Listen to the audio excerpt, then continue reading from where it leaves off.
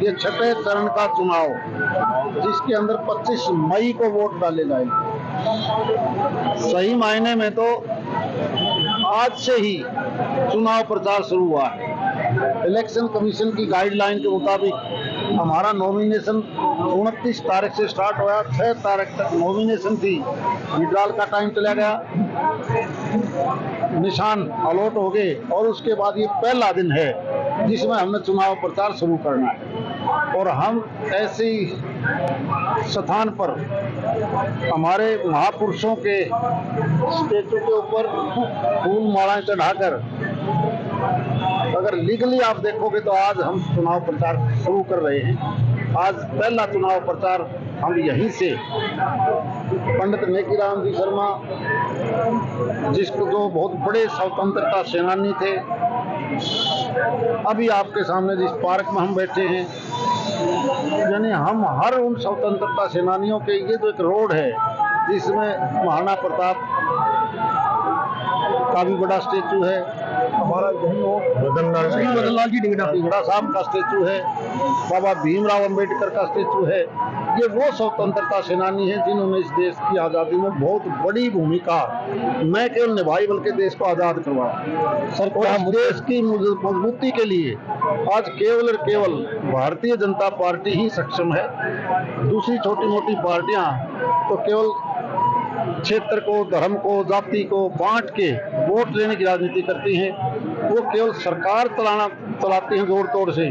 Bharatiya Janata party देश चलाना चाहती है कि देश आगे कैसे बढ़े, देश मजबूत कैसे हो, यही प्रण लेके आज हम ये चुनाव स्टार्ट कर रहे हैं। सर, क्या मुद्दे हैं इस चुनाव को लेकर के? क्या मानते हैं आप? 2 बार के आप जो है एमपी रह चुके हैं, कितना विकास जो है आप करवा पाए हैं भिवानी महेंद्रगढ़ लोकसभा का?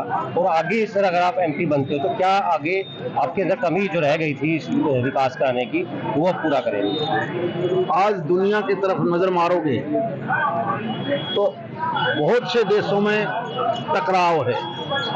यूक्रेन जैसे देश का बुरा हाल हो गया, अफगानिस्तान में देखोगे, पाकिस्तान में देखोगे, दुनिया की कई देश आपस में झगड़ा कर रहे हैं। हमें बहुत अरसे के बाद एक नरेंद्र मोदी जैसी बड़ी शख्सियत मिली है और हम भी चाहता है, ये देश भी चाहता है कि हम विकसित देश की श्रेणी में शामिल हों। हमारे से चीन 2 साल बाद में आज़ादी मिली, वो आगे निकल गया, हम पीछे रहे। हमने, हमारे पुराने नेताओं ने सिर्फ सरकार चलाई जोड़ तोड़ करके। मोदी जी ये नहीं चाहते और देश का आम मतदाता ये चाहता है कि पहले देश मजबूत हो। अगर हम दूसरी पार्टियों की बात करें तो कांग्रेस तो एक नया एजेंडा लेके आ रही है, उत्तर भारत का अलग देश बना दो, दक्षिण का अलग बना दो, पश्चिम का अलग बना दो।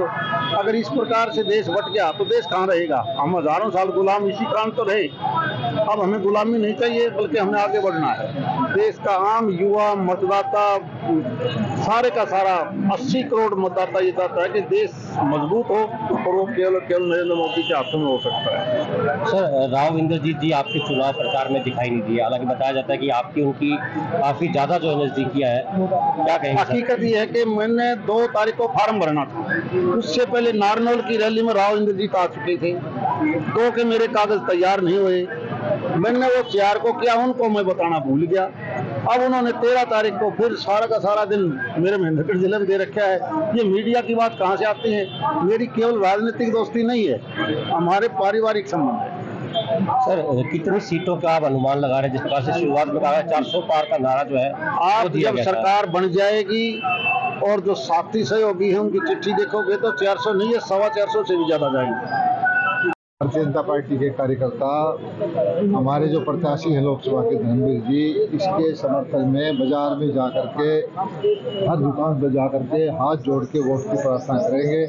और हमारे भारतीय जनता पार्टी की यही नीति है कि घर घर जा करके मतदाता से हाथ जोड़ें, अपनी उपलब्धियां बताएं और वोट की प्रार्थना करें। और ये हजारों की संख्या में कार्यकर्ता इकट्ठे हुए हैं। अब हम यहाँ से शुरू होने वाले हैं और हर बाजार का दौरा करेंगे, हर दुकानदार से प्रार्थना करेंगे, हर शहरी से प्रार्थना करेंगे कि किस तरह से देश में मोदी जी ने काम किया, जिस तरह से देश का प्रभुत्व बढ़ा, GDP ठीक बढ़ रही है, GST बढ़ रहा है, इंफ्रास्ट्रक्चर के काम हो रहे हैं, अगर भेदभाव के नौकरियां मिल रही हैं, तो मोदी जी को दोबारा से 2 बार के वक्त पहले बने हुए तीसरी बार से प्रधानमंत्री करना। सर, किन मुद्दों को लेकर के आप जनता के बीच में जा रहे हैं? 2 बार, क्योंकि पहले भी सरकार रह चुकी है, क्या मानते हैं, क्या विकास कार्य मुद्दे बहुत है। मुद्दे ये है कि 50-55 साल में कांग्रेस को देखा है, मिलीजुली सरकारों को भी देखा है, और इन 10 साल की हमारी उपलब्धियां देखी हैं। संकट का टाइम था, कोरोना की बीमारी थी, उसके बावजूद किस तरह से देश को आगे बढ़ाया है।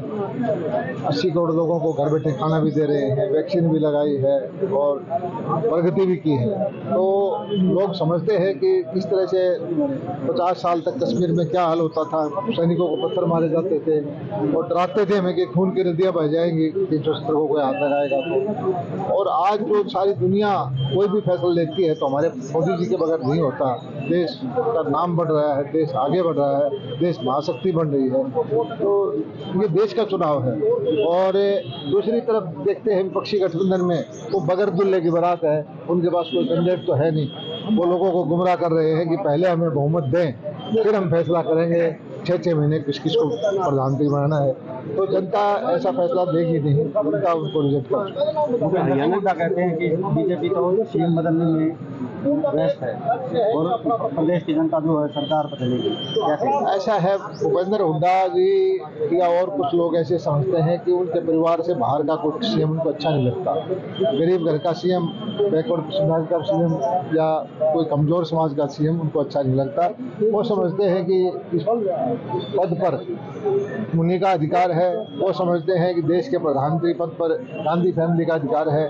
लेकिन लोकतंत्र की खूबी ये है कि जिसके साथ जनता ज़्यादा होगी उसी को आशीर्वाद जनता। सर, हरियाणा की सरकार में मंत्री हैं आप, कैबिनेट मंत्री हैं, सरकार जो है क्या मानते हैं? जिस प्रकार से विपक्षी पार्टी कह रही है, चाहे दिग्विजय चौटाला की बात हो, दुष्यंत चौटाला की बात हो, चाहे भूपेंद्र सिंह हुड्डा की बात हो, कहते हैं कि अल्पमत में आ चुकी है सरकार। वो ऐसा है कि अखबारों में खबर छपाते हैं। अगर उनके पास 40 MLA हैं तो गवर्नर साहब का एड्रेस मैं दे देता हूँ राजभवन का, वहाँ जाके पेश करें। गवर्नर साहब अपने आप कहेंगे विधानसभा का सेशन बुलाएंगे। और वैसे बयानबाजी से कोई फायदा नहीं होता, बेकार की गुमराह करने की बात करते हैं। हाँ, उनके पास 40 MLA आप पत्रकारों के सामने साथ लेकर जाकर के गवर्नर के सामने पेश करें।